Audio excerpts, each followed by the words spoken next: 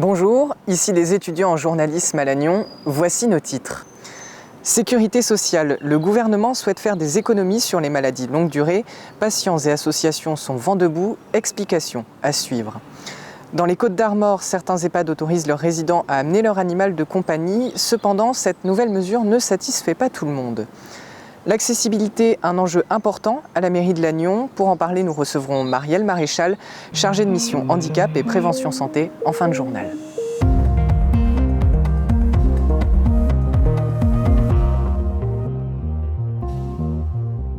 Avant d'évoquer ces sujets, revenons sur l'actualité marquante de la semaine, les grandes marées. Avec des coefficients records jusqu'à 116, les quais de Lannion se sont retrouvés sous l'eau. Un reportage de Malone Baldos et Maxime Fragnol. C'est aux dernières lueurs du jour que l'eau commence à recouvrir les quais d'Aiguillon. Si le débordement du fleuve attire les curieux, il inquiète cette pharmacienne. Après, on attend de voir. C'est à 19h48, je crois. Valérie, viens avec moi. Pour minimiser les dégâts, l'équipe anticipe. Sacs de sable, bâches et barrières sont installés. Dépêchés sur les quais pour protéger les commerces et sécuriser les routes, Jean-Marc et ses hommes se mettent en place. Les services techniques de la mairie de Lannion délivrent leurs derniers conseils. Il faut prendre les devants, peut-être venir un peu avant, essayer de marcher un peu plus, c'est vrai. On a eu le cas le mois dernier, bon ça s'est quand même relativement bien passé. Petite déviation en place pour pas que les gens descendent. Pour éviter tout accident, les agents bloquent l'accès aux zones à risque. Ce soir, l'eau n'est pas allée plus loin. Un peu de répit pour les équipes, mais la pression ne se relâche pas pour autant. Tôt le lendemain matin, Pascal est déjà en position. L'eau a commencé à déborder à 6h40, donc là on a bloqué les routes où c'était dangereux, quoi.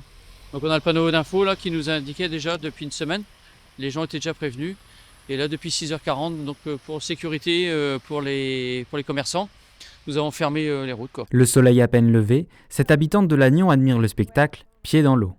Aujourd'hui, c'est magnifique.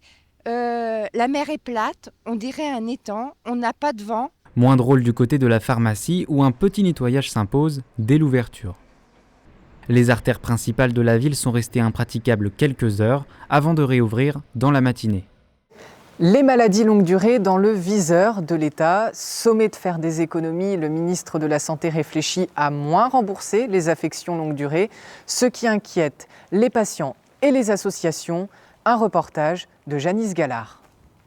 Comme 13 millions de Français, Maurice, 78 ans, a une affection longue durée. Il a été diagnostiqué en 2017 de la maladie de Parkinson, ce qui a bouleversé sa vie et celle de sa femme, Marie-Thérèse.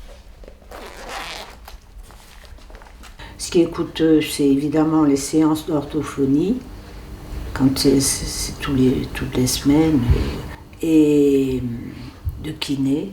Les soins des affections longue durée sont remboursés à 100% par l'assurance maladie, mais le ministre de la Santé veut réduire le dispositif de remboursement, ce qui provoquerait des inégalités pour les patients. Comme Maurice, Bluenne a une affection longue durée, un diabète de type 1. Elle craint de ne plus être remboursée car elle ne peut pas se payer elle-même ses traitements. Je gère pas très bien mon diabète, mais en fait sans les capteurs, je pense que je prendrais plus beaucoup ma glycémie. Et donc ne plus beaucoup prendre sa glycémie, c'est moins bien adapter ses doses d'insuline, c'est moins bien gérer son diabète. Dans une lettre ouverte le 5 mars, 25 associations de patients de maladies chroniques ont partagé leur inquiétude. Parmi elles, figure l'association Vivre comme avant, qui lutte contre le cancer du sein. Ils feront 100, mais ils seront dénutris, et puis on aura d'autres pathologies qui iront se greffer. Il n'y a aucun bénéfice. Dans cette pharmacie, Emmanuelle s'est questionnée sur les remboursements. Elle est consciente que certains traitements sont hors de portée de la majorité des clients et coûtent de plus en plus cher. On a un patient en ALD, évidemment, ça concerne une hépatite chronique, qui a un traitement tous les mois. On lui donne une boîte qui vaut 12 500 €. Les pharmaciens espèrent que les traitements resteront accessibles financièrement pour tous les malades. Avoir son animal de compagnie en EHPAD, ce serait possible dès le printemps. Une proposition qui ravit certains et qui questionne d'autres. Romane Denis et Elisa Cribier sont partis à la rencontre des résidents, du personnel soignant et des petites bêtes. Jamais elle n'aurait pu quitter son fidèle compagnon. Henriette est résidente de l'EHPAD de Louannec depuis 2 ans. Son chat, Maya aussi. Sur les 44 aînés de l'établissement, Henriette est la seule à vivre avec son animal. On va faire un tour. Un moyen pour elle d'être toujours entourée et surtout un bon prétexte pour prendre l'air. Oui, j'aime bien venir l'accompagner. Ça vous fait sortir un petit peu ? Oui, quand il fait beau. Autoriser tous les résidents à entrer en EHPAD avec un animal, c'est ce que prévoit la proposition de loi Bien vieillir.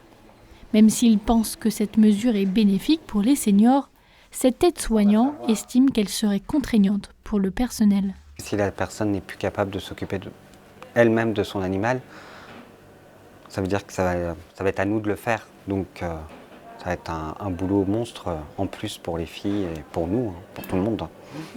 À accueillir des animaux, cela n'effraie pas l'EHPAD de Saint-Agathon. Entre ânes, chèvres et même alpagas, les résidents vivent entourés d'une quarantaine de bêtes. L'une des animatrices de l'établissement est convaincue du bienfait de cette méthode. Les résidents, quand ils rencontrent des animaux comme ça, ils parlent, ils ont eu des chiens, il y en a qui ont eu des ânes ou des chevaux. Ils reparlent de leur passé. Ils se rappellent les noms de leurs chiens. Il y a beaucoup de choses qui reviennent en leur mémoire et c'est vrai que c'est important. Alors que 20% des résidents en EHPAD n'ont pas de visite, les animaux peuvent être une solution contre l'isolement. Savez-vous que rire 10 à 15 minutes par jour augmente l'espérance de vie ? Marine Lecoq et Ozan Bayram nous font découvrir les bienfaits du rire avec sérieux. 6 minutes. C'est en moyenne la durée quotidienne pendant laquelle nous rions. Si vous pensez encore que le rire n'est pas une nécessité pour notre bien-être, cette clown est venue prouver le contraire au Palais des Congrès de Perros-Guirec. Et pour clôturer... Sur scène, Salivette Pimpon rappelle à quel point rire au quotidien est important. On va imaginer que toute la salle ici, toute la scène et tous les spectateurs sont donc à l'intérieur du corps. Et puis ensuite, par un jeu de ballons de couleur rouge pour l'oxygène et puis bleu pour le dioxyde de carbone et les déchets, les toxines, on va représenter en direct ce qui se passe quand on rigole. Donc je vais apporter plein de ballons qui vont rentrer dans le corps. Nous pouvons aspirer jusqu'à 2,5 litres d'air lorsque nous rions, de quoi oxygéner le corps entier. Si nos quotidiens ne se prêtent pas toujours à la bonne humeur, nous pouvons créer le rire nous-mêmes. C'est le cœur du métier de Corinne Vermillard, sophrologue à la Roche-des-Riens. Le yoga du rire, pourquoi ça marche ? Parce que c'est physique. On expire. On multiplie les échanges gazeux au niveau cardiaque. Ça vaut un petit footing quand même. Si on attend quelque chose de drôle pour rire, des fois on attend un moment, quoi. Et on se rend compte que quand on stimule le rire, quand on commence à rire, c'est un truc communicatif qu'on a. Et quand on crée une ambiance sécure, bienveillante, de respect, sans jugement, on se laisse aller à quelque chose d'assez insouciant, on retrouve un peu son âme d'enfant. Revenir en enfance ferait parfois un grand bien à notre corps, puisque l'adulte rirait environ 20 fois moins que l'enfant. Dans le Trégor, elles remplissent le paysage mais rappellent aussi des mauvais souvenirs. Toutefois, les algues ne sont pas que nocives, elles se mangent. Preuve en images avec nos journalistes tout-terrain, Tiffany Santini et Gueltas Philippe. Bottes enfilées et panier en main, ce petit groupe de pêcheurs à pied profite des grandes marées pour cueillir leurs algues fraîches. Brunes, rouges ou vertes, toutes les algues sont comestibles. Il y a des choses comme ça là, ça fait vraiment des cheveux très fins. Oui, toutes les algues vertes elles se mangent. Même celles qui font... Ah, j'étais sûr que t'allais demander ça. je t'ai vu venir. Pour que les algues ne soient pas toxiques, il faut choisir des algues vivantes. Pour s'en assurer, une seule solution, le crampon doit être accroché au rocher. Pour limiter l'empreinte sur l'écosystème et assurer la reproduction, la technique est précise. Il faut veiller à prendre cette partie-là, quoi. La partie supérieure.